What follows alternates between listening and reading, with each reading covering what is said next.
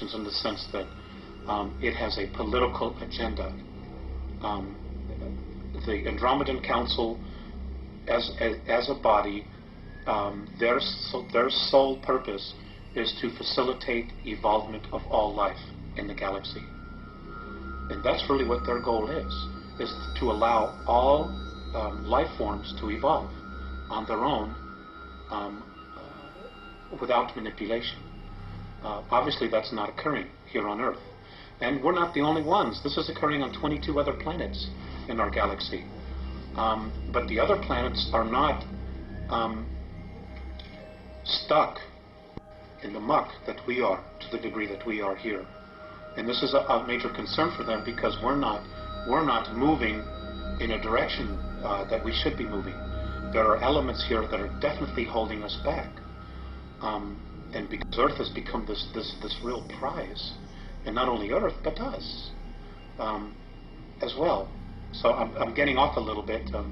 I want to stay with your questions. So its overall goals then are to elevate the spirituality of all life forms in their own particular ways. Evolutionary ways, right. That they evolve according to the degree of their consciousness. Now, how and why was it first brought into existence, the Andromedy? I don't know. I do know that it was formed. It was formed shortly after the Orion Wars, which was a huge war that lasted 600,000 years in our galaxy. And it was predominantly between the humans, the human race, of which there's all kinds of humans, hundreds of billions of humans, and those of reptilian races that do coexist in our galaxy. Now, there was no winner, by the way. Apparently both sides got so tired of killing each other, they just kind of stopped, and a undeclared truce was formed. And I know in Orion, where there's a very large group, they have their own political group called the Orion Group, and the humans and other life forms that came together formed the Andromedan Council. And there are others, that are a small part of each of the galaxy, and other galaxies apparently have their own little groups where people come together and decide what's happening, or they communicate with each other. There's trade, there's bartering, there's a sharing of wisdom, of knowledge, of essences, so that everything can evolve together and work in an unconditional love type of space. You're lucky. You're a lucky person, I think. I know you have a very difficult task, but I think you're very lucky to be given this wisdom. I think you're very lucky.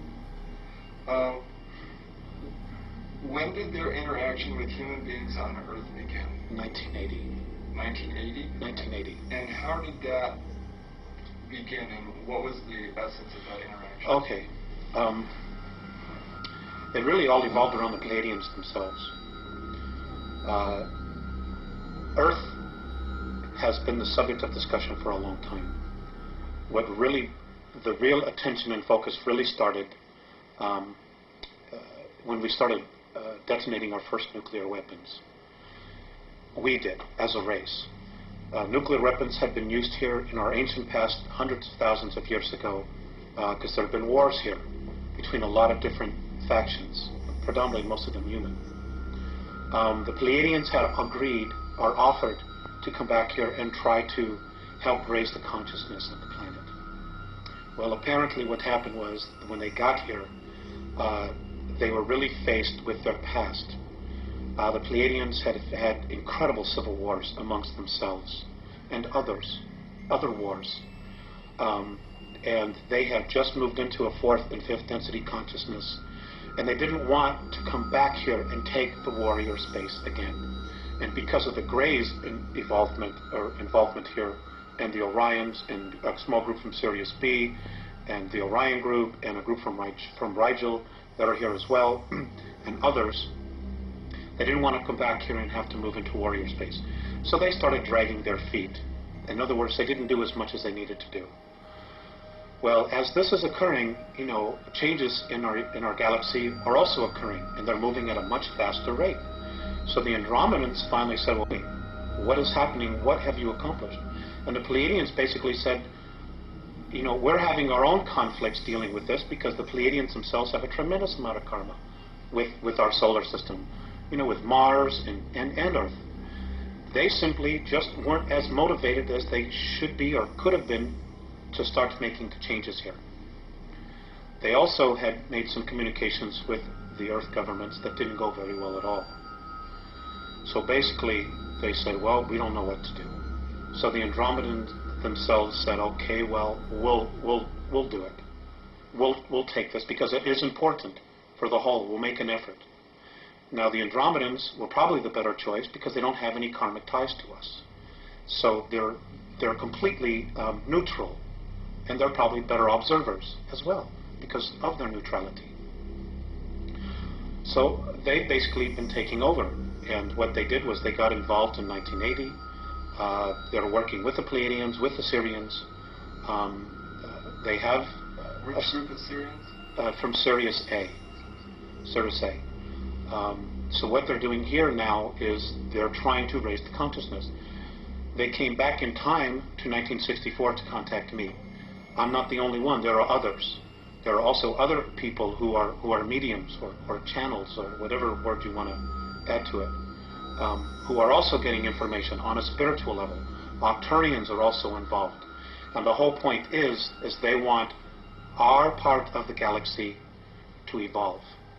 And what's holding us back is our solar system. And what's holding back our solar system is the consciousness of humanity on the Earth.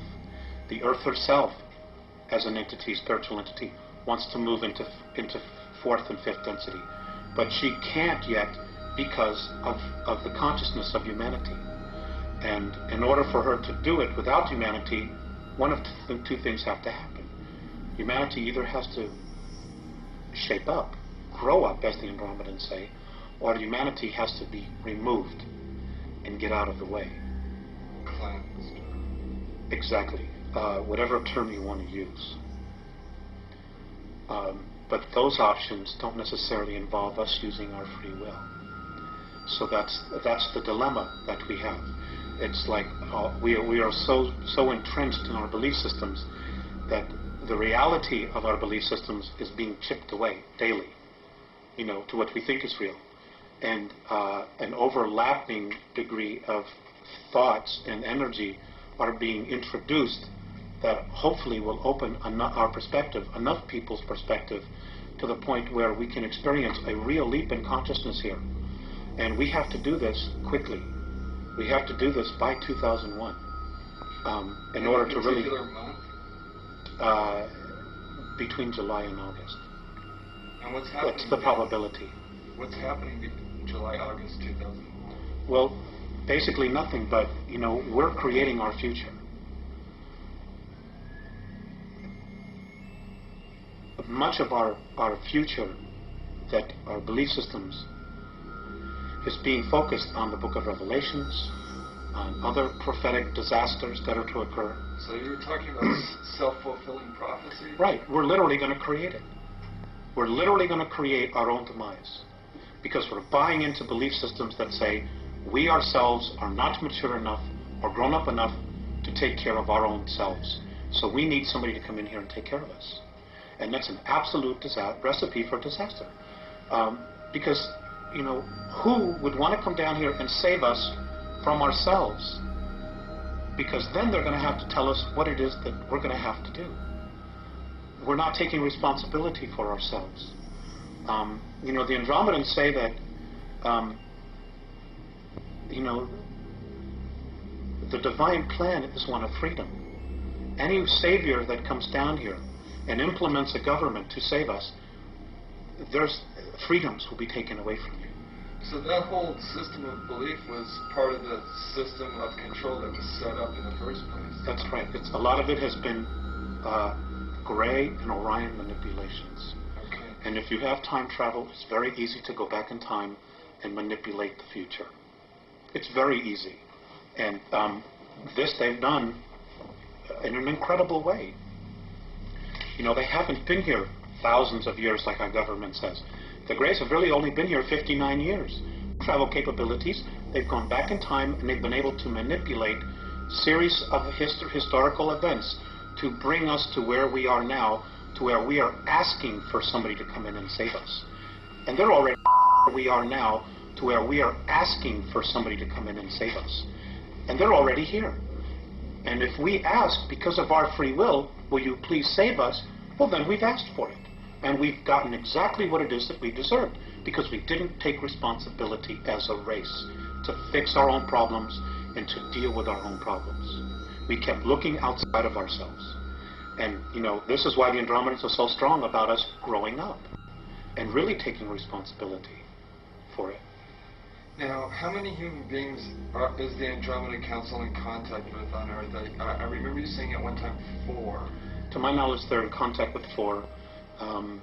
Beyond that, I don't know. I don't know if there are more, if there are going to be more.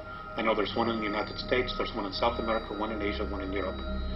But there are other groups that are here, you know, over 170, who may also on some level be talking to people and communicating, whether it's physical or telepathic or through mediumship, you know, dealing with the different spiritual levels.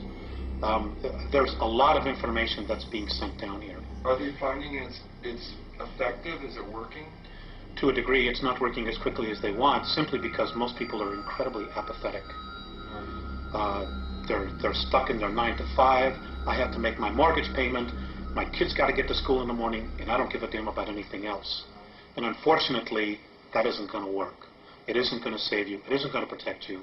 There's so much more going on here, you know, and we are just one small part of this whole picture that's going on, and we have to wake up. Period. Now, one of your contacts is a 4-foot, 11-inch light blue-skinned being called Theseus. That's correct. Please describe his or her personality in detail. Theseus, well, he's very serious. He's very benevolent. He's considered a sage in his world. He's an incredible healer. He has perspectives on things that are just far beyond anyone that I know. He's very direct. He's very humble. He's very soft. He's very direct. And when he moves into a room, like when I've walked with him or walked with the others, when we walk into rooms or different areas of motherships and the ships, energy changes. People, of course, they're very in touch with energy themselves. They instantly turn and they acknowledge him and they bow. I guess he would be considered an Ishwish or a Yahweh, an Abral, or I don't want to use the word God. An elder, you know, of tremendous of wisdom and insight. And they take very seriously what is going on here. And the manipulations, the things that the Greys, the Orions, and the Reptilians are doing here. They're appalled with what's going on here. The other one is Morane. Well, let me get to Morane in a second here. You mentioned directness twice. With that in mind, what was the most memorable interaction you have shared with Theseus? They're all memorable. But I guess the single most, well, there's been 2, one that just occurred. But prior to that, the single most important one was I had just had a contact, and we had spent about an hour or so together, and I was very depressed, very sad. And as I'm leaving the ship, I was crying, and I turned around and I looked at him. And he looked at me and he smiled, and his words were, "The love that you withhold is the pain that you carry." That's been the most memorable one, only because of what that particular statement entails. When we leave our physical form, and you know what many of the Catholicisms teach, you know, you're judged by God. It just simply isn't true. We judge ourselves. And what I read in that statement is that when we cross over, we look at the places in our life where we withheld love, that we maybe didn't give enough. And we judge ourselves on that. So that's been the most profound one for me. And Mornay, he's a 7.5 Snow White skin, hairless being. Also, he's light blue as well. Oh, light blue. He's light blue. Can you describe his or her? Can you describe his personality then in detail? He's serious, but he also has a really good sense of humor. He can snap me out of my depressions very quickly, and he has just a different perspective of looking at things. He also tends to be part of their exploratory team. In other words, when there are times when they need to defend themselves or they're confronted with something, he takes on a military type of role. He's very, very fatherly, big brother. He's also one that he shows more emotion. He'll give you a hug or put his arm around you, he's just really, really wonderful in that sense. He's more human in that sense. He's not as sterile sometimes as Visayas would appear to be. It's not that they're not loving, but sometimes Mornay is a lot more animated. And I can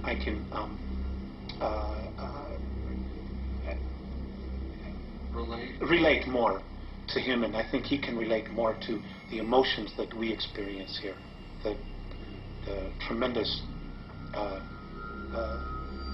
extremes that we experience. I think he's a little bit more in touch with that, than maybe sometimes Visayas appears to be. Now let me ask you, what was the most memorable experience you've had with Mornay?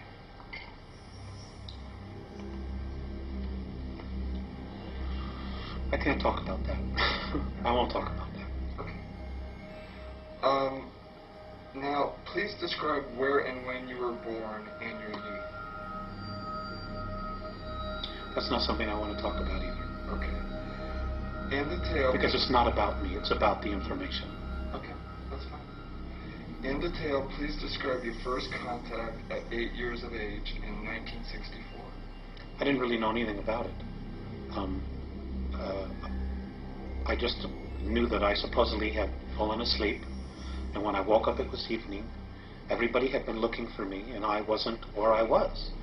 And when I took them back to show them where the imprint was, we were playing hide and go seek, and this was in the peninsula of Michigan, near Woodstock, Michigan. And people had been looking for me, and I wasn't there, and I got a spanking, because I wasn't where I was supposed to be, and I'd been missing for hours. I didn't really know what had occurred until the second contact, which was at age 14, where I was told what had happened, that they had given me a physical, they had given me a suggestion to forget because of my family members just simply wouldn't understand. And they were right. They were very right about that. Why was the physical necessary? Well, they do that all the time. They do that to everybody, to make sure that you're physically fit, because they genuinely care about your physical health. And if there are problems, they want to make us aware of it and maybe offer a suggestion, like maybe you shouldn't do this, you shouldn't do that. Some people are even experiencing healings. And it's just a genuine caring for, of acknowledging who you are, not only on a physical level, but on a spiritual level. Now, at age 14, what was the nature of that contact? I was taken out of bed, and I woke up and I was on a table in a room, and this was my first introduction to Visayas and Mornay, at least conscious introduction. And they were looking down, and I did, on a soul level, experience of recognition. There was no fear whatsoever, and we talked, and they showed me some things about my physical self. They also gave me a ball which recorded my entire energy field, who I was, who I've been in past lives. And as it was recording this, I could see all these different images of who I'd been going across the screen. And they saved this, and this was put into the computer so that they would contact me and could contact me no matter where they were at any particular time that they need to. I was asked if I wanted to help them. I agreed to do this, although at the time I didn't know exactly what it would entail. I had, at any time, the choice to say no more, but it's been an incredible experience for me. Alex, I perceive you had soul recognition of them, that you had had previous incarnations with them. This is true. Do you want to talk at all about any of that? No. Okay. No. Everybody on the earth is from someplace else. None of everybody on the earth is from someplace else. None of us were born and hatched here. None of us as souls were created here. We all come from another time and place. My understanding is that all of the conscious spirit that's in this universe came through different black holes from other universes in time and space, which we simply aren't privy to. So we're ancient. There's no age to us. We weren't created with the universe. We came through another universe, through the black holes, to this place that we now call our universe, to continue to evolve. That's everyone. Virtually everyone. That contact at age 14, was that contact time travel in any way by the Andromedans to prepare you psychologically for your future contacts? Yes, all the contacts where they had to come back, because they came here in 1980. Right. So they had to go back in time. And that's what they've done with a lot of people. Even the Pleiadians, to some degree, I understand, have done that, where they go back and they start preparing people early for responsibilities they will have in the future, as opposed to hitting them all at once and saying, here you go, just dumping it on your lap, and you're saying, oh my God, what is this? My whole reality. So there's increments of preparation that have occurred and continue to occur. And this is occurring with humanity on a whole, in similar fashion, where information is being disseminated in little bits and pieces of ground roots. People are starting to come together and really sensing change, and they're slowly but surely being brought to a level that when the real truth hits them, they'll be able to experience it, handle it, and assimilate it for our good. Now, in 1985, your contacts with Visayas and Morni began to become more frequent. Please describe the nature of your contacts and the content of your discussions and the ways in which you communicate with them. We don't have enough time for that. Okay. But, we have put together a series 1 and Series 2 of this information. In 1985, it really started to, the information, they were physical. It evolved around the Greys, the Earth agenda, our spirituality, religions, Earth governments, Earth history, our genetic creations, the 22 different races that have actually colonized the Earth at one time or another, and who we have within us genetic racial memories of, within our DNA. And present time, things that are occurring now, and probable, I stress, probable future events, because the future is being created every day, and it's being changed every day, based on our thoughts. So, just to sum up it, is I would need 10 hours. Okay. That's not something I could very simply go into. Okay. But the series of 8 and so on and so forth does in fact cover that. Okay. All that information. All right. Now, how does the symbol they gave you play a role in your contacts with them? Symbol.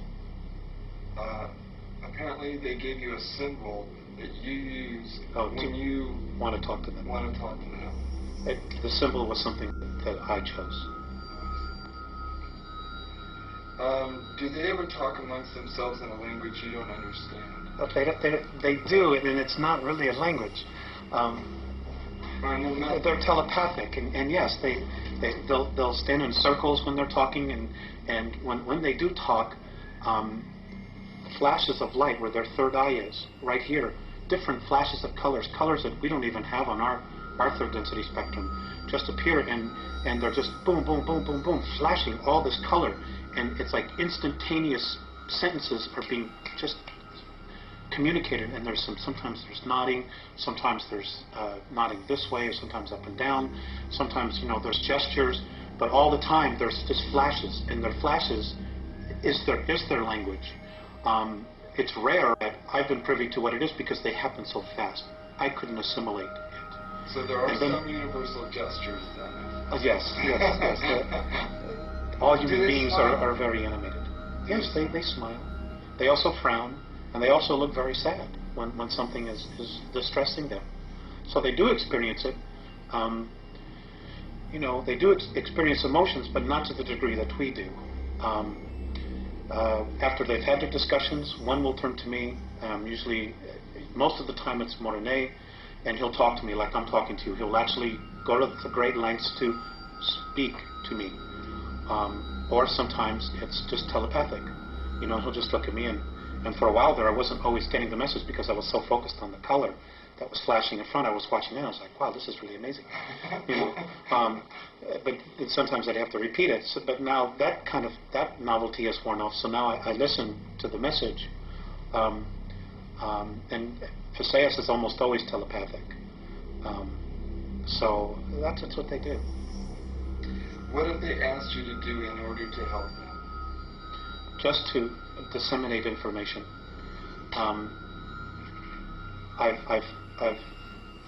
I'm currently in the process of trying to investigate all of the current UFO information that's out there, and what I've had the ability to do is to sometimes check it with them. Well, is this true? Is that true?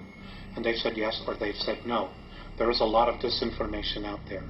So what I've been trying to do is just to assimilate what is real and give it from their perspective of how it affects us. We have a real mess on our hands. Okay, let's talk about some of that. According to your Andromedan sources, there are 3 groups of extraterrestrials who are involved in very distressing agendas here on Earth. One is the renegade Grayskin Zeta Reticulans. Another is the Giza intelligence, formerly of the Pleiades. And a third is the reptilians from Alpha Draconis. Is there another? Yes.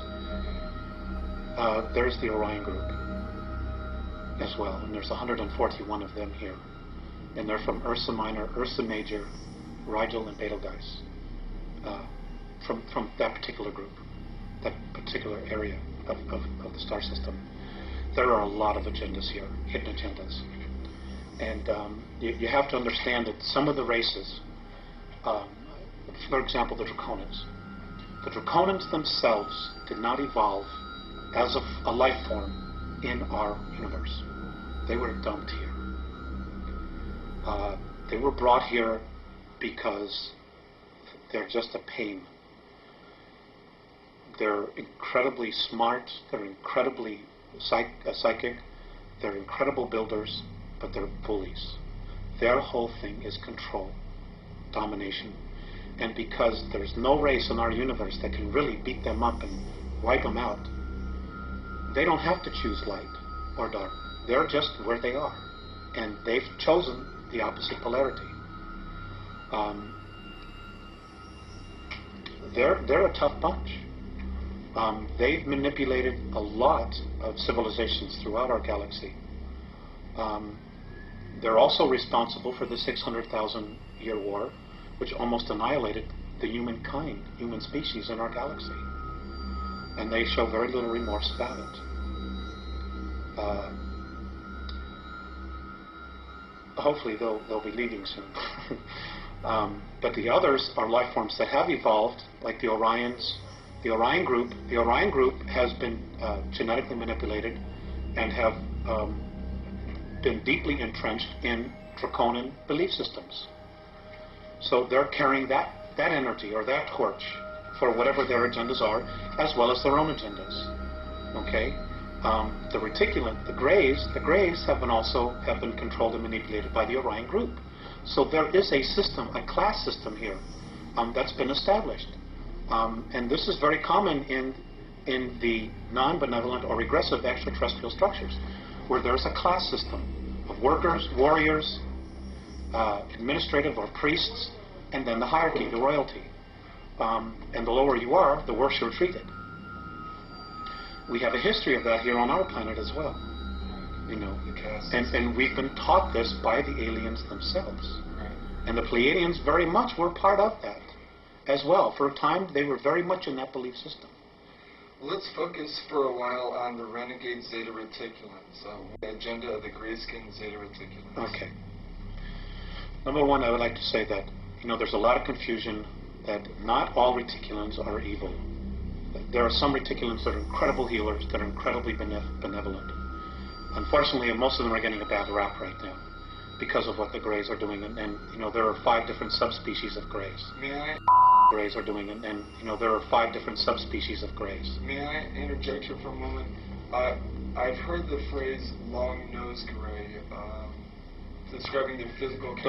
Those are not the benevolent reticulans. Okay. The benevolent reticulans look like children. So the non-benevolent ones are the long-nosed Greys? That's correct. That's what I thought. That's correct. And there's a lot of information that's being. Some people are experiencing real benevolent experiences with them, or they're told that they're experiencing benevolent, when in fact they really haven't. They just maybe haven't been regressed or taken deeply into their subconscious to know what is happening.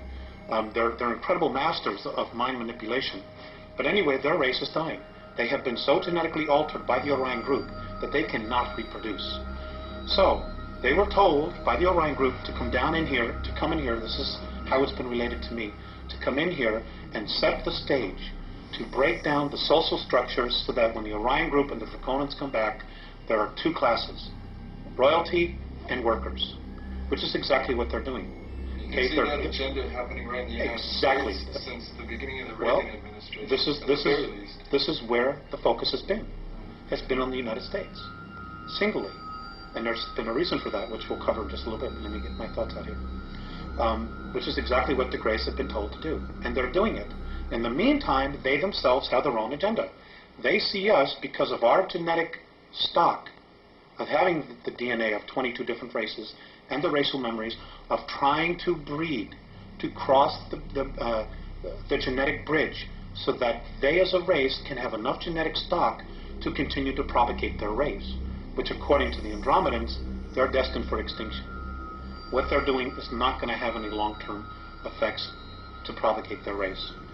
So they're desperately trying to do what it is that they're trying to do before all the other 2 groups get here. The Greys also themselves want to be free from the manipulation of the Orion group, just like we as a race want to be free of their manipulation. So there's this incredible triangle of crap that's hanging all over us, and all these hidden agendas and just brainwashing and bizarre belief systems that are being thrown at us, when they should all leave. Not only the good ones and the bad ones, they should all just leave and leave us alone, which is ultimately what the Andromedans want. But unfortunately, that isn't going to happen right now, not until some changes occur. Right, we need to. And the first thing we need to do is we need to stop warring with each other. We need to come together as a race, and no matter what happens, we need to stop all of the political garbage and say, look, when it comes down to the bottom line, all we have is each other as a race. Period. And this is our planet, this is our home, and there's enough of us that are polluting the planet that we need to stop. Because if we don't stop polluting the planet, Rick, we're not going to have a place to live. Period. Is there an Earth quarantine that the renegade Zeta Reticulans violated? Yes. And what was that quarantine? The quarantine was they were supposed to, it's the same quarantine that evolves, that any other evolving planet has. No intervention with an evolving race. But because of our genetic stock, the Greys did it. Now, but they did it in such a way that they didn't totally violate our free will. They dangled a technological carrot to the government, and the government took the bait. They said, sure, for their own reasons, they took the bait, and there was an exchange of technology, and there was a treaty that was signed, and this is a dilemma that the Andromedan Council has. If the United States military had said, go away, the Greys would have had to have left. So was this the Air Force Base situation or the Eisenhower situation where he had representatives? Is this the one that took place in the 50s? Yes. Okay. Yes. All right, and this was with the long-nosed grays. That's true, and there were two groups there as well. The 7 from Sirius B, who are still here, were also witnesses to this, to add credence to it. So, Now, and they're also, now just to add to this, the Andromedans have also said that in 1933, when the Greys really first got here, that they had actually approached the Germans, and the Germans said, no, you're out of here. We already have an agreement, and apparently the Germans were in touch with Giza intelligence. So the Greys left. They didn't pursue it at all. And they found their next opening here in the United States. let's go digress just a moment. You mentioned Sirius B. They have a relationship with the Dogon tribes in Africa, correct? Is that correct? Yes, I understand that there is some ancestral genetic connection there. Okay.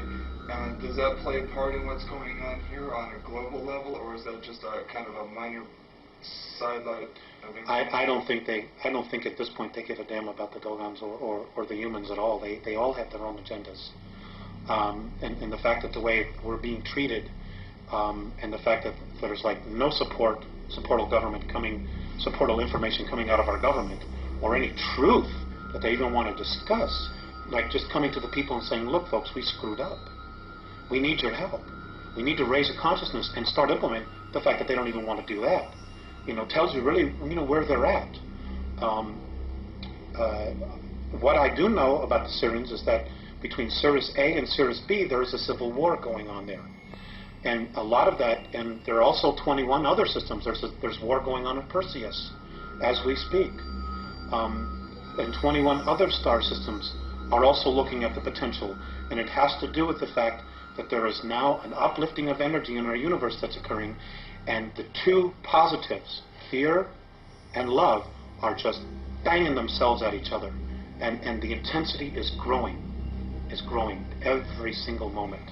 And we're just a microcosm of that. Now, as you're disseminating all this information to us, we should look at all this information in the spirit of love, so we don't feed any energy into the spirit of fear.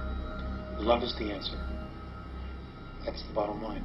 Love is the answer. Love does conquer all. Love does move mountains. It can make the shifts in consciousness, but it starts, number one, with ourselves. So that's even what all this is going on around us, we just need to remember to focus on love and love of self and love of earth, love of race. That's right. That's right.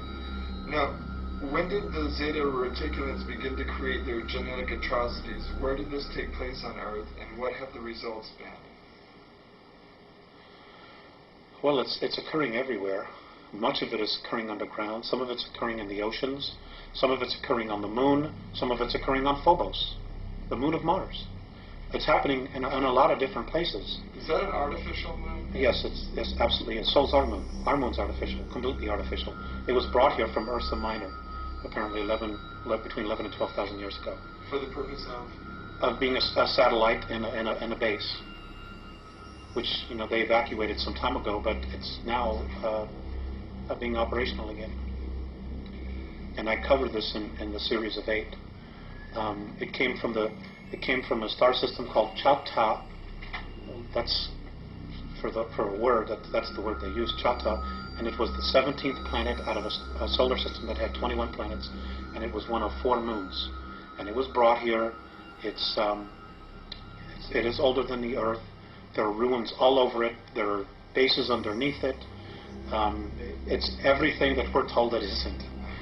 So that's a whole unique story unto itself. Okay, now, what are the results of these atrocities, these genetic atrocities been, and are we going to begin to see more of them appearing? Well, the Greys are trying to create a sub-race. That is a blend between human culture, the human race, and their race. A kind of a hybrid Sith. Exactly. They're not being very, very successful. And one of the things that they're trying to do is they're really looking for the soul. They don't understand the soul. They don't understand our extremes of emotions as well, because they're very, very different from us. Their experiments haven't been all that successful. There are a lot of emotional problems with that, because what really makes a human being is our essence, is the spirit that animates the physical form. Well, there's also another factor, and that is that they actually feed off the energy. They're vampires. The Zeta Reticulan Greys. The Greys, right. They're vampires. Is this where we get our vampire legends? A lot of our vampire legends? I don't know about that. I don't know if that has to do with it. If that has to do with it. I don't really know. I wouldn't be surprised, to be perfectly honest with you. But they feed off the energy. They can even bottle the energy and use it for later times. They're also stealing the vital bodies of human beings and storing it. So, I mean, they're just doing some really horrific things here that other races just simply wouldn't conceive of doing. Now, are you familiar with Salvador Freixedo? No, never heard of him. Okay, he's a gentleman who proposes, he's a former Jesuit priest who proposes the idea that Colosseum-type sporting events are used to vampire energy off the crowds. I wouldn't at all be surprised.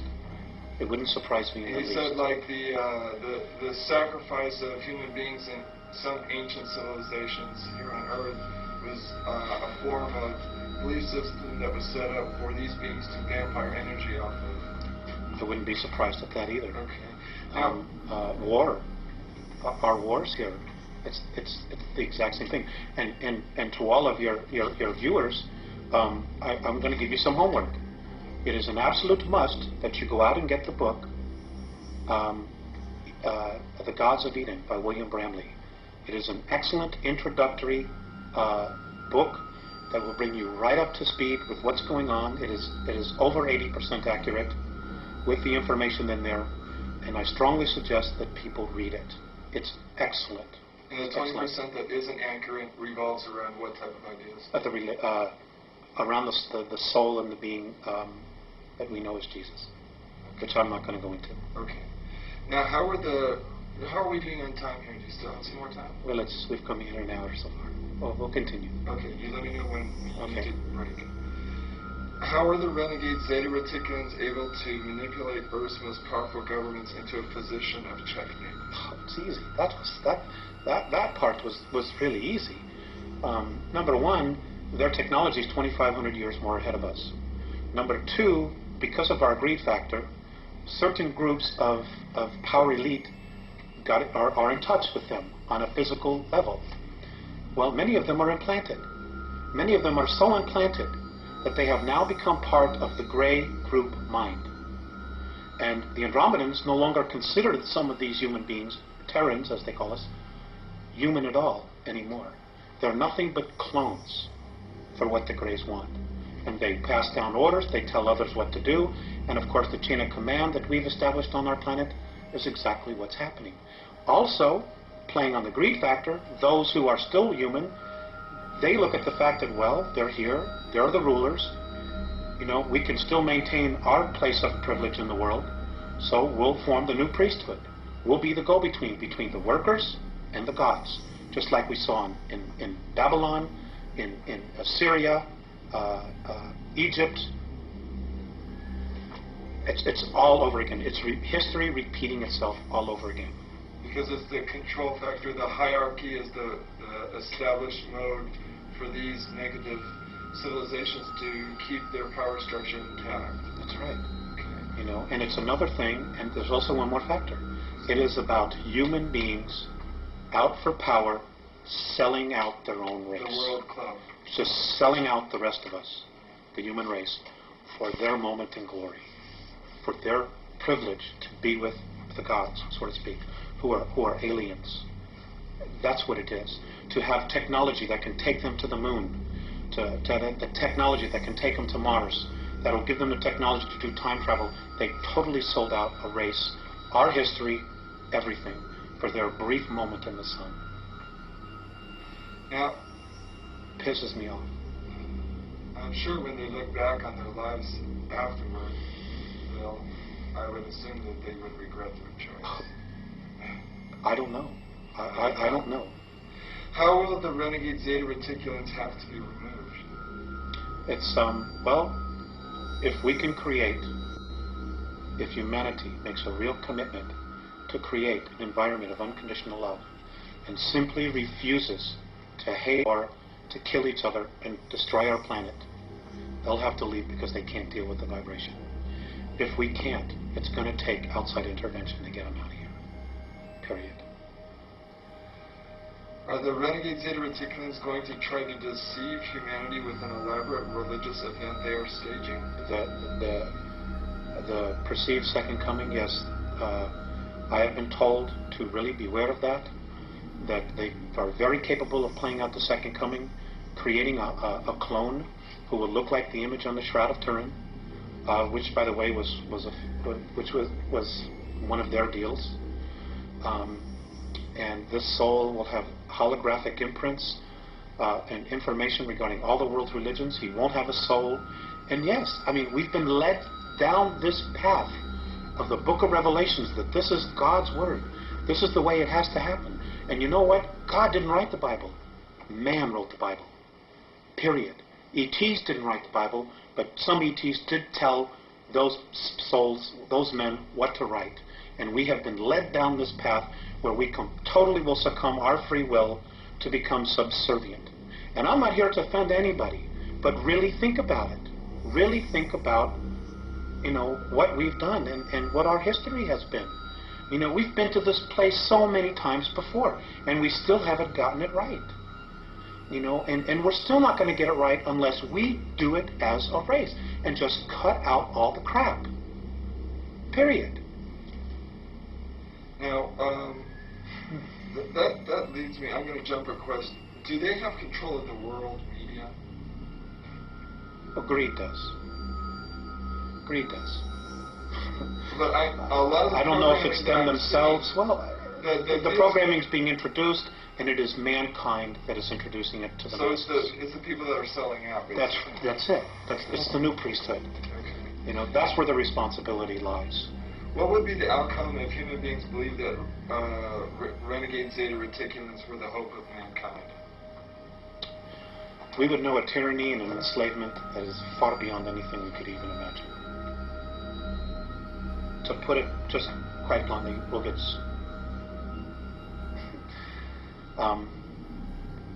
we'll never be free again. We'll never be free again. We will be stuck until we're rescued by an outside force. We ourselves will not be able to break free. That's the bottom line. And right now, we have an opportunity. There is a window of time for us to break free, to do it ourselves, to really make this incredible leap ourselves, so that we can have the benefit of taking responsibility for it. Now, in that passion that you talk with right there, that passion that we have, if we want to break free, should be manifested into the spirit of love? Yeah, love. That's the bottom line. It's brotherhood. It's knowing that, hey, we're a race. It doesn't matter the color of our skin. We are a race. And we're being messed with in a big way. We're being manipulated in an incredibly audacious way. They're just mocking how stupid we are when we're really not stupid. But nobody will tell the truth. Nobody will come out and say, hey, none of this is right. We would have never meant to live this way. And they had no right to come down here and mess with us the way they've done that. And the real strength in us, in our own permanent evolvement as a race, will come from us standing up, taking a stand and saying, you know what? No way. We're not going to do this. We're not going to destroy ourselves for your enjoyment so you can feed off of us. You have no right to manipulate our governments, to create wars. None of this was right. And that's it. We need to stand up as a race, exercise our free will, and say, you know what? We don't want to live this way anymore. We want to create a real future where our kids will have an opportunity to be whatever they want, to live in an environment that's clean, that's free, where they can have water to drink, where they can go out and eat fruit, where they can play in the dirt without getting radioactively toxic. All of this stuff that we're doing to ourselves. So the people with weapons, the police, the military people, these people need to be persuaded and persuade them themselves that they can lay down their weapons, that they don't need to use them against other human beings, that they can love other human beings, interact with them without a violence or power control type of situation going on. I'm not saying that there aren't some human beings here that definitely don't have some serious problems. I'm not saying that at all. There are some who do. But the bottom line is, when you look at the whole picture and you go up the ladder, okay, we are not the enemy. Okay, we are not the enemy. The enemy isn't human at all. But it's pushing all our buttons so that we're so busy looking at each other and so neurotic about each other that we're not looking at the real reality here, the real cause, which is another race or races that are here who are totally playing games with us, feeding off our energy, and hoping that we destroy ourselves so that they can keep the planet and themselves. Really, let's say who it is again. It's the Orion group. It's the Orion group. It's a group that is on its way here and now from Alpha Draconis. They're the real culprits behind this whole deal. Alpha Draconis or Orion, or both those? Alpha Draconis. They're the real culprits behind this whole thing. Above the Orion group. Yes. Okay. Yes. So then there's Orion. Then there's Orion. The Orion group. Then you've got the Greys. And where did the Geese Intelligence fit in here? They were just a group that were totally independent, that came in and did their own thing. They were perceived as gods, and they played the role out. And they got stuck in it. You know, they got stuck in the ego part of it. We're gods, we can do this, we have all this technology, and they just played it out for all that it was worth. Okay. But to be honest with you, at this point, they're not really much of a factor anymore. You know, Geese Intelligence, they're not much of a factor at all anymore. What should a human being do if they encounter a renegade Zeta Reticulum? What would your advice be? Stand in their truth. If you can't run, stand in your truth and just look at them. If they try to project their thoughts into your head, you just stand firm with who you are and you say, no, you are not coming into my head, you are not taking me over, and you are not going to violate my free will. I don't give a damn who you are. Leave me alone. Period. Because if it's a benevolent, they will not try to do it. They will not try to take you over. They will not try to put crap into your head so they can feed off of your fear. Period. Excellent. Okay, I'm going to skip the Geese of Intelligence for the moment then, and we'll go to the Alpha Draconis. Can we take a short time out? Definitely. Thank you. You know, Rick, there's something else I want to stress here, and that is, and this is something that the Andromedans have really stressed. There is no race any better than us. Just because they're different, just because they're more evolved, doesn't mean that they're better. We are equal. We're just not maybe as aware as they are. But that doesn't mean that any race is any better or any less. In fact, we're all equal. So we should not worship anybody? Hell, no. Absolutely not. That's how we got into this mess in the first place. Absolutely. If you want to worship somebody, worship the God within you. That's it. Worship no one else. And if you're going to have a tyrant in your life, let it be that part of you that's critical of you. Let that be your only tyrant. Don't give anybody else any power outside of your physical form to be a tyrant, to control you, or manipulate you in any way. Be yourself. Because if you are yourself, you're a part of God, and that part of you knows what to do. It knows the right way to live. And, you know, and this is really interesting. Because of our genetic makeup, of the 22 different races, and all of the DNA and the racial memories that we have and the genetics that we have, because of the fact that we are spirit, do you know, and this is an incredible thing, do you know that the Andromedans actually consider us royalty? They consider us royalty. We obviously aren't acting like royalty, but we're the only ones in our galaxy that can make the claim to having the genetics that we have and the possibilities and the capabilities of doing what we can do as a race. We're the only ones. They actually consider every single one of us royalty. Now, think about that. I guess all beings that would try and be spiritual and raise their spirituality in essence would be royalty. Yes, I suppose that's true. Talk a little bit about the ringleaders then of this whole orchestration that's going here on Earth. According to Andromedan sources, there are 22 races originally colonized the Earth, the first race being the reptilians from Alpha Draconis. What was the nature of their colony here? Well, they're Hyperborean. Basically, they're explorers. And they're also genetic engineers. They would just colonize. They would take samples. They would hang a flag and say, this belongs to us, just like we did with the moon. But so we weren't the first ones there. Exactly what we've done. They were explorers.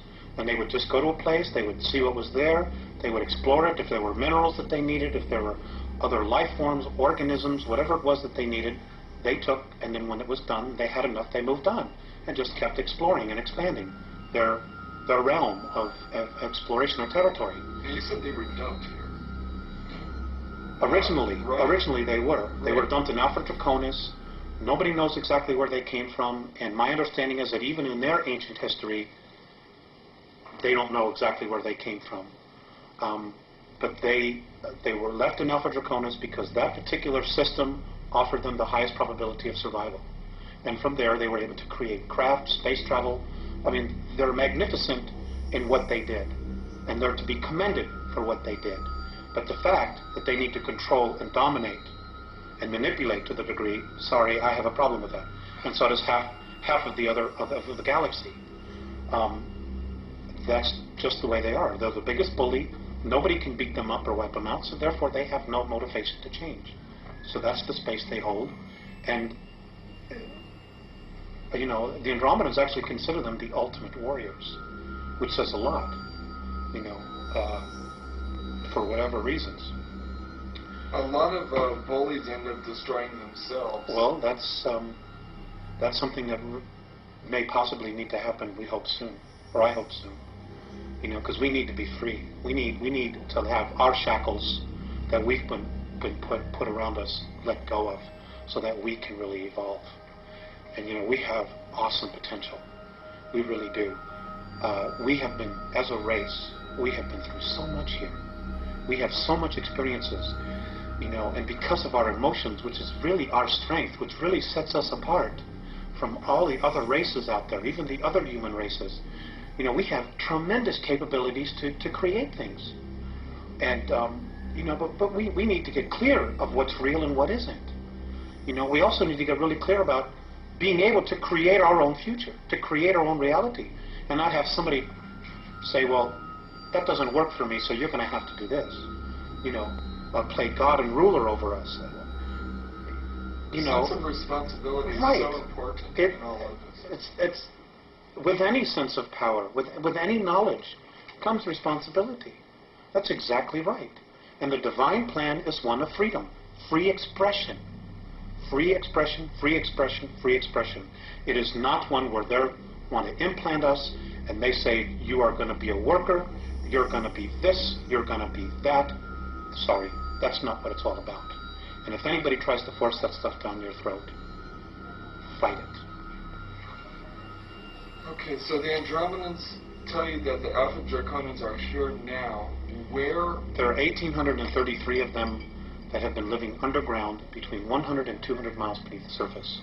They've been here, some of them have been here a long, long time. They have lifespans that are thousands of years. They're carnivorous. They are not friendly to mankind, at least the ones that are here. Are you saying carnivorous, they eat humans? Yes. And they need to be, they won't eat a dead human. It has to be alive at the time of the killing. Their preference is children. And we've been told, you shouldn't talk about that. There are other people say, well, you better not talk about the reptilians. Well, bull. Why not? According to the Andromedans, they're responsible for 31,712 children disappearing in the last 25 years from the United States. These children were food. And I'm supposed to just shut up and not say anything about it because people don't want to hear it? That's tough. That's tough. Westchester County, in the last 5 years, 3,000 children in the Westchester County, New York, have vanished without a trace. Where are they going? Why are we allowing this to happen? And why should people stay in denial about it? Now, how are they able to do this? How are they able to? How are they able to? How are they able to do it? How are they able to come up out of this from underground and do it, or do they have? There are tunneling systems everywhere. They're being helped by the Greys, and also there are groups within the higher echelon that are actually helping them acquire this. So human beings are abducting the kids and getting them to the Greys, who in turn give them to the Alpha Draconians? That's right. That's part of the deal. They won't come up as long as we feed them down there. You understand? It's about you. You understand? It's about human beings selling themselves out. The echelon attitude here, the needs of the few outweigh the needs of humanity. And sorry, that just isn't right. But it's going to have to be humanity that's going to rise up and take the stand. You're just going to have to turn off your televisions. They're going to have to get in their car. They're going to have to fire everybody in Washington, D.C. that knows and does nothing. And they're going to have to do something. This apathy's got to end. Otherwise, the way we live is going to end. Period. That's the bottom line.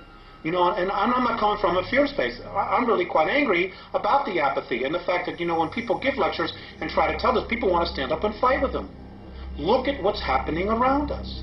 The indications are everywhere. Everywhere. The truth is now an obscure thing. The lie is the norm. There's something wrong here. What's wrong with this picture? Sorry, I'm getting crazy. No, you're not. You're expressing frustration. Why,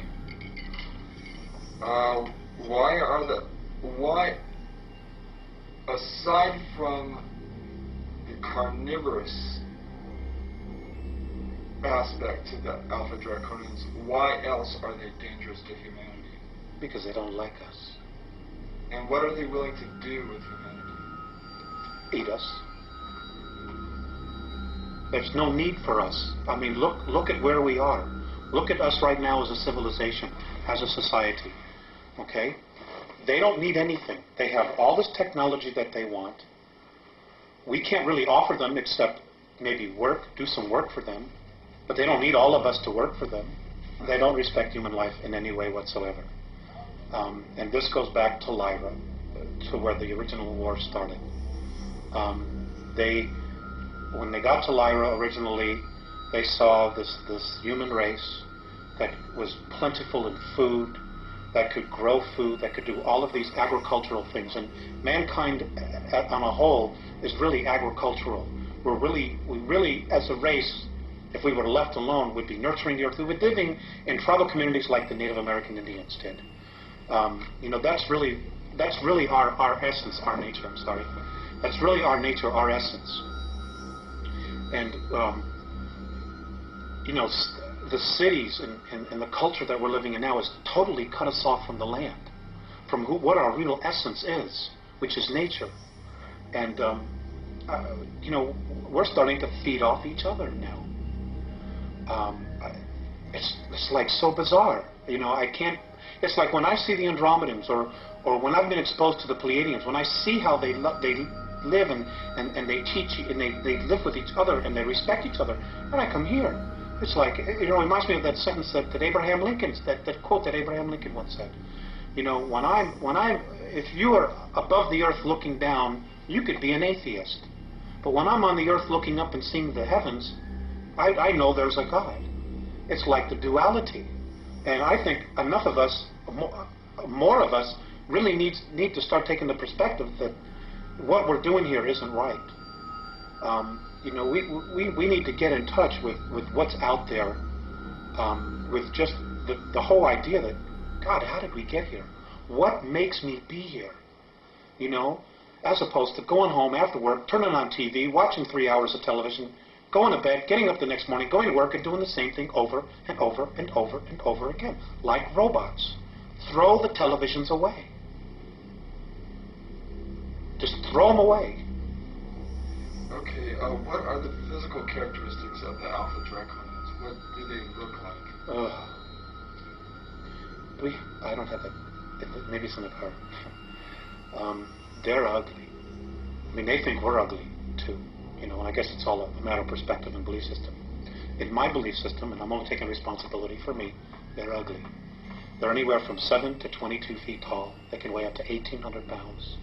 They're reptilian. The longer, the ones that have stubby tails, if you see one that has no tail, he's of the warrior class or the worker class. The longer the tail, the higher their rank. When you see one with long tails, with winged appendages, he's considered royalty. Whenever you see one, you ought to just run like hell. You shouldn't approach it. You shouldn't provoke it. Just get the hell out of its way. Just get out of its way. Just run. There is a way to kill them. If you can't cut off their head, they have two hearts. There's one here, underneath this armpit, and one here. Or, if you can't get to that area and you need to slow it down, you need to hit it right above its groin area. It has a very large liver. You need to wound it there to slow it down. It is not something where man-to-man combat you're going to be able to deal with, because they apparently have the strength of 12, 15 men. They're incredibly quick. They're incredibly psychic. They know what you're going to do before you do it. If they get here en masse, we got real problems. Real problems. What do the Andromedans advise human beings to do if they encounter an Alpha Draconin? To leave. You leave its space. Get away. To get away. What if they can't? Then they can't. And if they can't? They'll usually be killed. And what do have the Andromedans spoken in any detail about what a human being should do if they are in that position? For karmic purposes? Look, that's not karmic at all.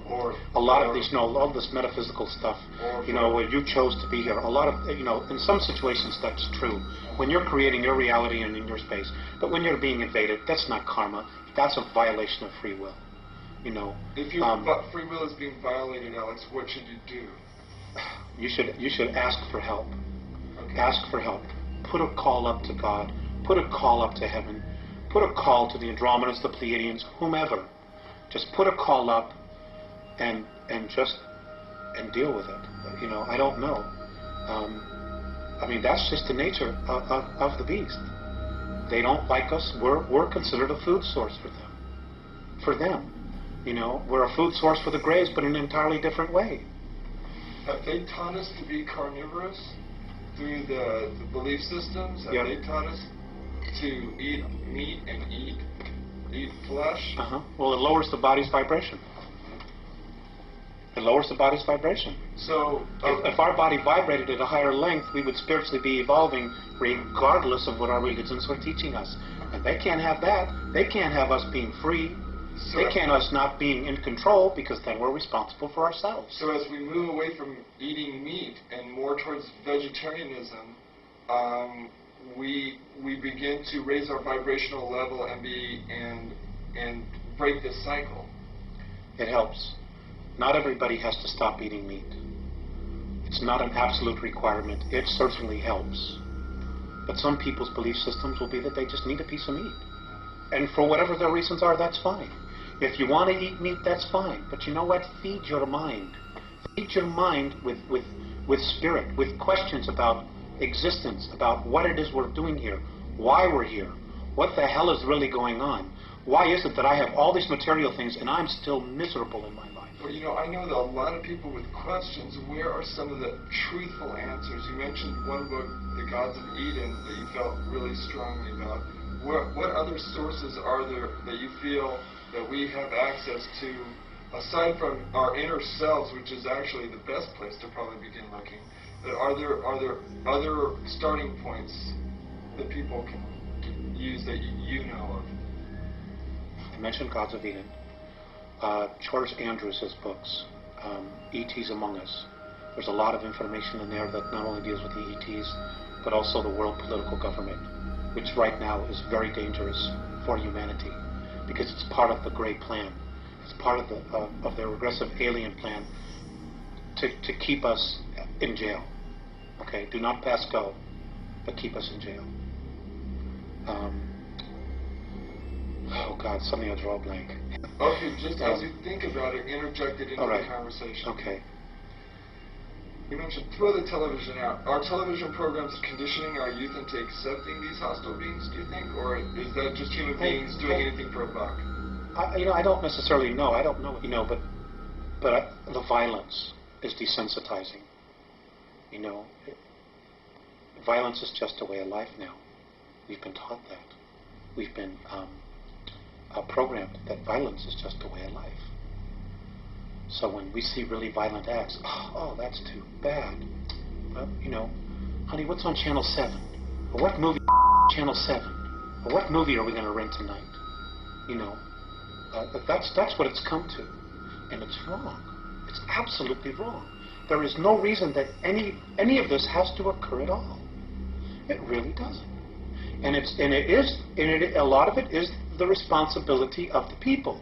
Because if the producers in Hollywood are going to make movies like this, and we're going to go and buy the tickets, well, they're going to be motivated for the buck to continue to make these kind of movies. Where if they spend $20 million and nobody buys a ticket, they won't be making those kind of movies. So it comes back to people taking personal responsibility for what they think, what they want to believe, and what it is that they want to create. Do the Andromedans really feel that we'll be able to reach that window? Right now it's undecided. And that's the scary part. They don't know. What would help push it forward? I don't know. I really don't know. Except for just, start listening to people that are talking. Start really paying attention to what's going on. My grandfather used to have a saying, believe nothing that you hear and half of what you see. I wouldn't believe a thing that comes out of Washington, D.C. In fact, it's my own personal belief that this next election that's coming up next year in November, that every American should march on Washington, D.C. and should fire every single person that's there. They have run this country into the ground. They have totally sold us out to the United Nations for a buck, for the debt. And, even the monetary system, it's just a belief system. We could change that tomorrow if we wanted to. I mean, we're so intelligent. We could create something different, but we're believing, we've got to have this money. Do you know that we're the only race in our galaxy where people starve, that people are homeless? I mean, it's such bull. It doesn't have to be like this. If you're alive and you're on a planet and other civilizations, even the draconian races, they take care of their own. They don't sell out each other like we do here. They don't throw somebody in the street because they don't have a paper, which is really what it is. And the only value on it is what we believe it is. They just don't have that. They don't let children starve. They don't feed grain to cattle that feed 20% of the population and let the other 25% that need the grain starve. It's unconscionable. They would never even think to do that.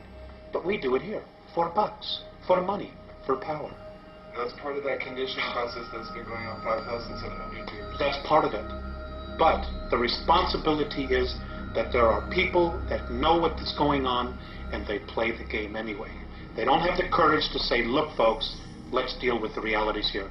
We don't have a guy that's strong enough in office as president to stand up and say, you know what, ladies and gentlemen, we've really been sold out. That there are forces within our government, like what Kennedy tried to do, that just flat out want to destroy the United States because we're too good, because we have too much. Instead of raising the consciousness and the life, everyday life, what's the word I'm looking for? A standard of living of instead of raising the standard of living that we have globally, they would rather just destroy the United States, or destroy our standard of living, so that we're comparable to everybody else. So now everywhere is a third world nation, and that's exactly what they're doing, and they're doing it for power, for greed. We're selling out our own, and it's just. something's got to be done. Could you describe the human military bases on the dark side of the moon, Mars, and the Mars probes as Andromedans, and how the Alpha Draconians fit into this scenario? The Mars probes, the Russian and the U.S. one, they're gone. They were destroyed. Their history. There's no secret here about, well, it's taking pictures privately. And it doesn't matter whether you believe that or not. It's history. Okay? March of '89, the Russians took pictures. Mars was invaded. We had a human colony there of 300,000, so I'm told. One was underground, one was above ground, Adam and Eve. They're conquered. They're being taken over. The human beings that are from Earth, that volunteered or were kidnapped to go there, are in deep trouble. Many of them have already been eaten. Some of them have already been killed. There is nothing we can do here as a race to help them. So that was Mars was conquered by the Alpha Draconians? That's right. They came in. There's 100,000 of them there. They have approximately 2,111 scout craft there. They're in an area underground that is 64 square miles, known on Mars as the area of Tempe Terra. That's where their base is. Now, it's an ancient base that they had. It's over 1 million years old, and the last time it was in full bloom was 317,000 years ago. Now, if we begin to train all our telescopes on that, are we going to be able to see activity going on there? I suppose that we would. I have a feeling that they already are seeing incredible amounts of activity, but they're not allowed to say it. They're just not allowed to say it. Nor, who's going to want to jeopardize going to jail, being ridiculed, being fired, giving up everything they have to come up and say, well, I'm an astronomer, and I was looking at Mars, and I saw alien craft, and I know there's a base there, and it's being conquered by reptilian aliens. Who's going to have the guts to come up and say it? Nobody in the power elite. Nobody wants to blow their mortgage. But somebody's going to have to, right? Well, yes. But Eventually. it's going to be too late by the time they do it. Is that what you're thinking? Yes. And that's exactly what the Andromedans are thinking. You see, there are people probably saying, well, God, why don't they just come down and save us? There's a lot to that. Number one, if we're rescued, we don't permanently evolve ourselves. Number two, we won't take responsibility. If something goes wrong, we can always blame it on them. Number three, it doesn't just change our reality, it changes their reality as well. Number four, the Andromedans and most of the other benevolent races, they don't want to have to come down here and babysit us. That's not their job. It's not their job at all. Now, in the way you told me... And number four, and number five, let me just add this. Look at how we've treated our Earth. Look at how we've trashed it ourselves. They're like, why should we come down here and help you when you don't want to even help yourself or even make the effort? The cleaning up the planet, we're giving to government bureaucracies. Well, here's $3 billion here. There's $10 billion there. Here's the super fund to clean up toxic waste, $20 billion. And the place is getting worse. That's not the problem. The problem is on an individual level, on an individual basis. Just don't create plutonium anymore. Just don't create styrofoam anymore. Just tell the industries, the corporations, because we're the ones who control it. We're the ones buying the products. We won't buy it unless you fix it. End of story. Period. We need to change it. It's our planet. We are the bulk of humanity. It isn't the corporations. It isn't the Fortune 500. It isn't the Committee for 300. And it isn't the Trilateral. We could fire all of them if we had to. Period. But it's coming together and it's doing something about it. And it's going to have to be grassroots, and people are going to have to start doing it soon. Are these leaders going to, if we do raise up and do a grassroots uprising, when they order the military to quell that like they do at Kent State or any other political demonstration? They probably will try. They probably will try. You're absolutely right. You're absolutely right. But you know what? Let's take an example of the American Revolutionary War. 4% of the population of the colonies actually rose up and fought the British. Only 4%. The rest stayed home, stayed in the pubs, drinking ale, doing whatever, and waited to see who would end the war, to see who would win. And then when we won, everybody wanted to take credit for it. But it was really only 4%. Those heroes. And those 4% changed the face of the world. Well, 210, 12 years, whatever it is now, we're right back at the same place where we're being called to do exactly the same thing. But the paradox here, Alex, would be then that if we begin to war against ourselves, that's going to exactly fuel the whole fire that's going on. Maybe for a brief time it would. Until one side surrendered or saw the light. Do you know much about the New World Order? Do you know that they're building concentration camps to put millions of people in? Do you know that the United Nations has got 300,000 troops in the United States right now that they're going to use to confiscate weapons? And they're sending our active military troops out of the United States so they won't be here when this happens? Are you aware that that's going on? Do you know that just off the coast of just south of the border in Veracruz, there are 300 tons of Soviet military equipment ready to invade? I mean, this is that there are states actually wanting to secede from the Union. Yes, there are 9 different regions. The United States has already been designated to be split up. They're getting ready to totally dismantle the United States of America. And the only real part of the United States of America, and I get so angry with this, is Washington, D.C. 68 square miles. That's really all that is the United States. We are in the Republic of Arizona. People in California are in the Republic of California. It is those separate republics that make up a United States. Washington, D.C. has totally manipulated everything. We're no longer the United States, what the forefathers founded. It isn't that at all. And in 1992, the Congress approved the UN Charter. Well, what people aren't aware of, because it wasn't printed in the press, in the newspapers, in our controlled media, is that because it's a treaty, it supersedes the Constitution of the United States. The UN Charter is now the law of the land, not the Constitution anymore. And in the UN Treaty, Articles 55 and 56, look it up, folks, prove me wrong, state that the United States Congress no longer has to abide by the U.S. Constitution. As of 1992, the United States of America ceased to exist. They just haven't told the people yet. And they're not going to tell them until after they have outlawed all weapons, after they have totally regulated the Second Amendment and taken everybody's firearms away, so you can't fight, so you can't stand there and be free anymore. This is all part of the plan. This is why the Andromedans are so strong about trying to make the awareness here in the United States, because not only does it control media, but there are some incredibly strong spiritual essences here, people here. And we did this no less than 200 years ago. And many of the souls that were there then have incarnated again. And they're here. Jefferson is alive, their soul.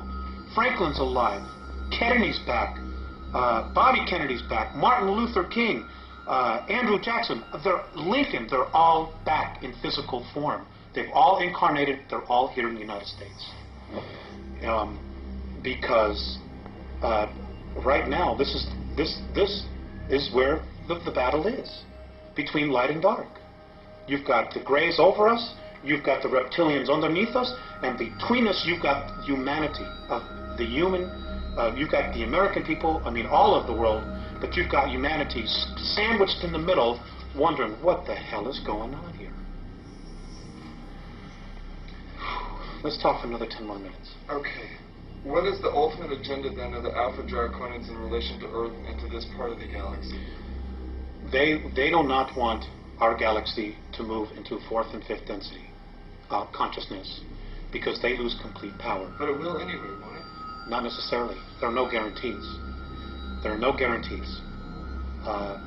There's no guarantee that Earth is going to go into 4th or 5th density. There's no guarantees that the entire galaxy is going to get there. Because if that were the case, they would probably just leave us alone and not give a damn what was happening here. No. You see, the Draconians are 3rd density. They're physical just like us. They can only move into 4th density by mechanical means. If we move into 4th and 5th density, they've lost their playground. They've lost control of what they want to control. So they're fighting like hell, trying to hold everything back, because if they can hold everything back, then again, it's a form of power, of control. Now, it's such a mess. Alex, how do the Andromedans plan to remove the Alpha Draconans? You said they're the bullies, they're the strongest. Can they not be removed? Apparently, the universe has created its own way of doing that, and maybe this is a good place to end. In the beginning, and here's the history of our universe, where it was created. The Big Bang Theory is essentially right in its simplicity. But apparently what happened was, as vibrations, as the universe starts to excel in light this way, there are pockets, and you have to look at it as a holographic projection of light. When you put a shadow into a light, it creates a variance of the light. Well, apparently what happens is things that don't ascend or choose to take higher consciousness, they get very, very heavy in weight or in light, whatever you want to call it. And as everything starts to exceed up, bulges, dips in light are created, in frequency are created. And what happens is negativity forms, because of its weight, its heaviness, forms into these pockets. Well, what happens is they form a sac. And eventually what happens is those sacs break. And because everything is spirit and nothing is ever wasted, they form, when they explode, they cast themselves out and they form another universe. They create a space for them to continue. Well, that's how our black holes are. That's how they were formed. Those black holes, if we could get through them, would be to another universe. They're portals. And it would just explode out. Well, that's how our universe was created.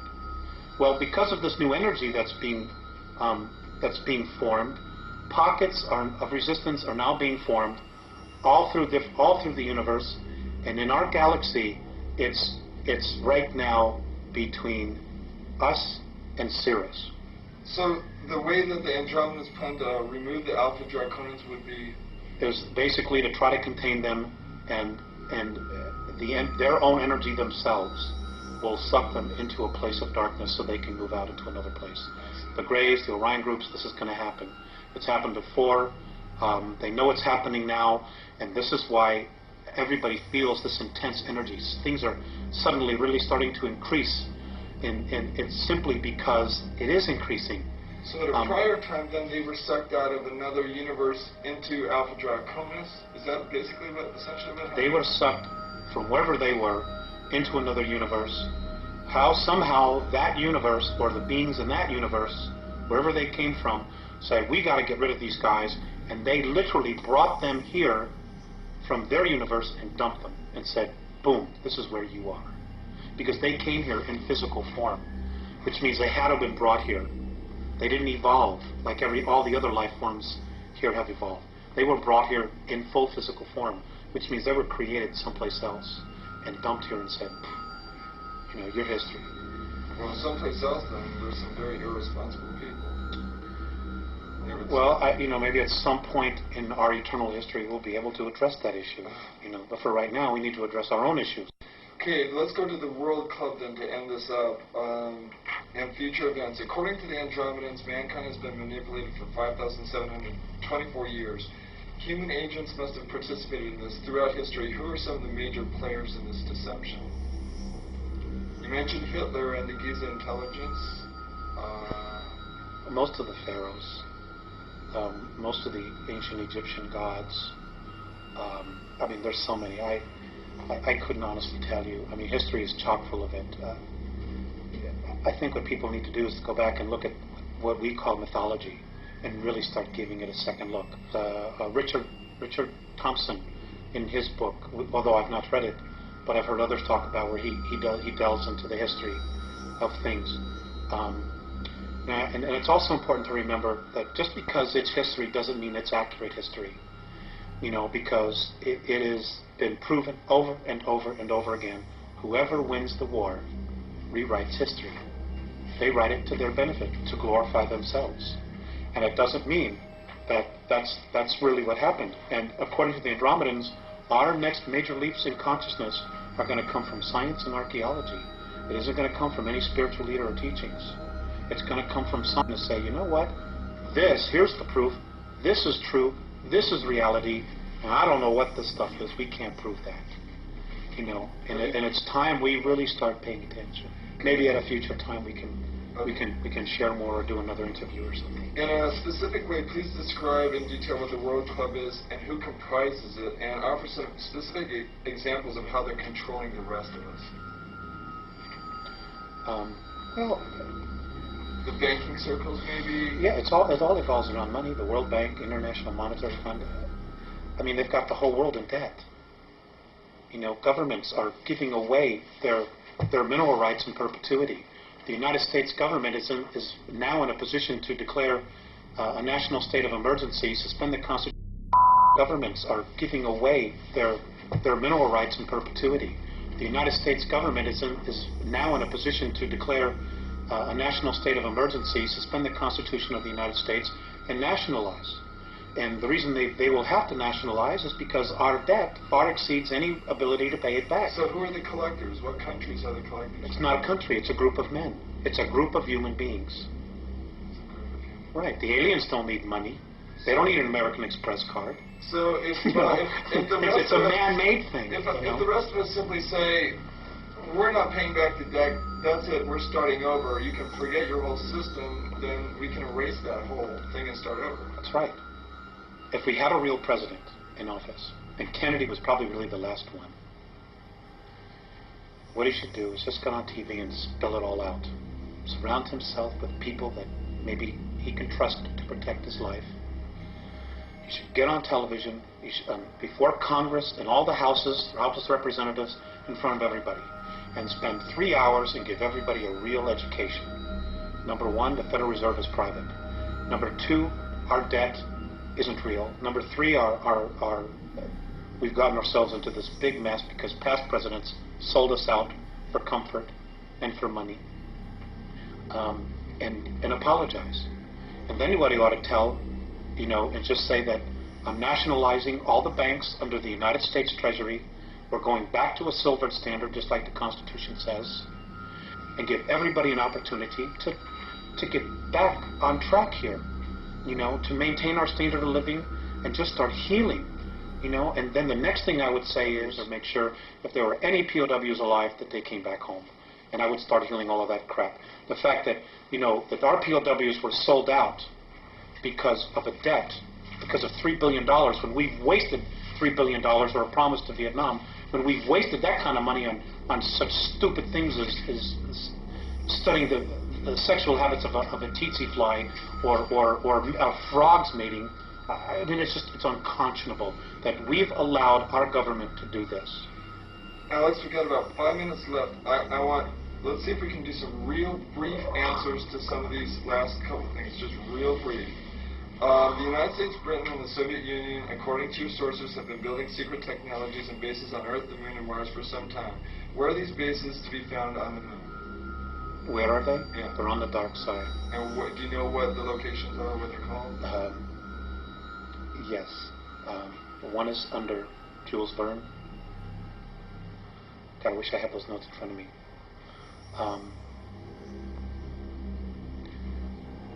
Let's come back to that. Okay. Have they told you anything about Area 51 or Dulce, New Mexico? Yeah, there were a lot of stuff there. The actual underground base is not underneath Arcoleta Mesa. It's actually 20 miles to the northwest. That's just an entrance point in and out. This is Area 51? This is in New Mexico, Dulce. Dulce, okay. It's not exactly right there.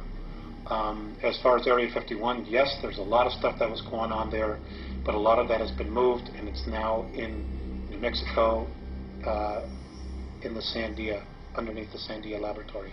Diego Garcia Island. Diego Garcia Island, there's a base there. Pine Gap. Diego Garcia Island, there's anti-gravity anomalies there, and this is how they were able to blow a lot of equipment into space without using rockets. And then they would have the UFO-type craft, which we built from technology we were given. They would hook a tow chain to it, and like a tow barge, just tow it to the moon. Okay, and you And mentioned... it runs, and the equipment that's there is run on free energy, stuff that was built in that was created in the 1920s, that we've been absolutely not privy to. We haven't had to pump 1 gallon of oil out of the ground since the late 1920s. They've had free energy, but because of money, they've been controlled. They've allowed us to pollute the environment, to devastate the oceans because of petroleum products when we don't need it for money. Which brings us briefly to alternative 4. When the Martian base fell, when the Martian base fell, the world government, those elite, figured out, well, we don't have any place to go now. The moon is not set up for long-term habitation, where Mars is and could be. So what happened was, when it fell and they knew we couldn't get there, they figured, well, we got to do something about here, because we have nowhere else to go. So I was told by the Andromedans that these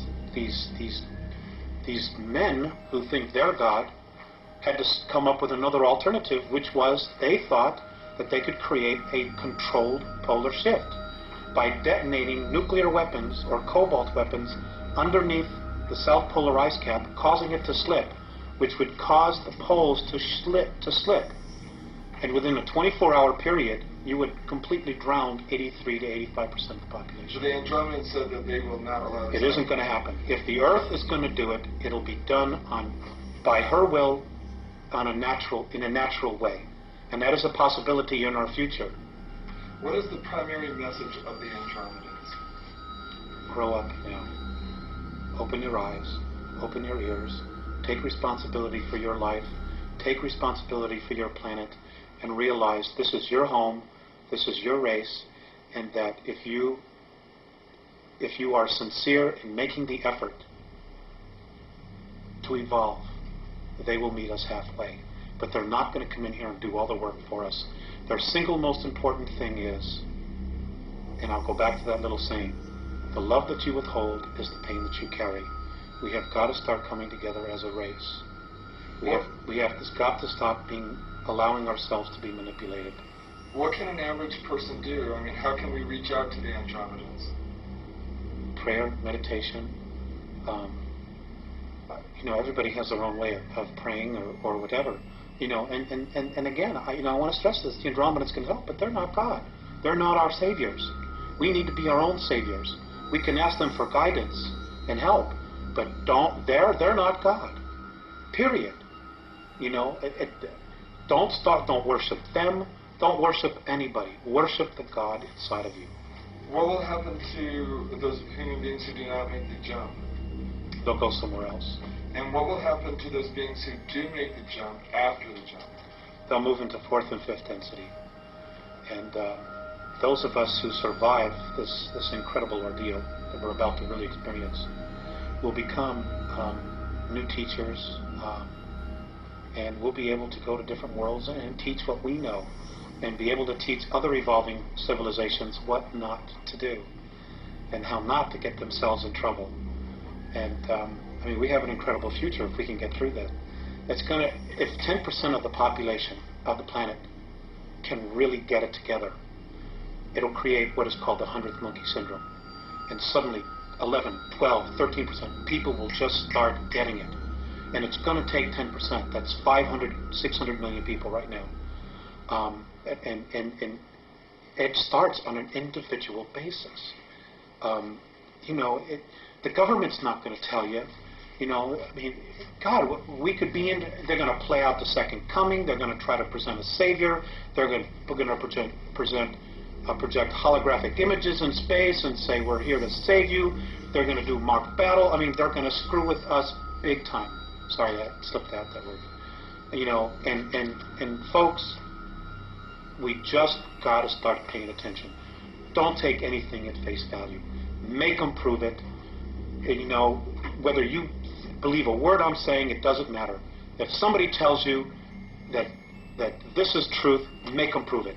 If it's real, it'll stand up to scrutiny. If it isn't, it won't. Because the truth can always stand on its own.